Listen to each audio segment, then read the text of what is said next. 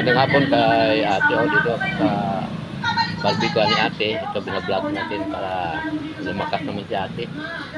Nag-isita ko pa ngayon sa Balitsis, Santa Lucia. Kahit tikman mo kung masarap ha. Titikman ko pala yung barbecue na ate kung masarap sa para namang maraming bumibili rito. Di ba te?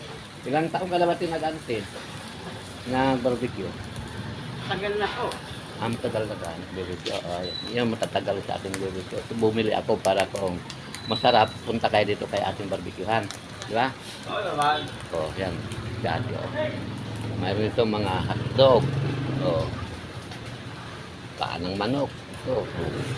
Lamang loob. Pakita mo tayo kung gaano kaswabe yung lima.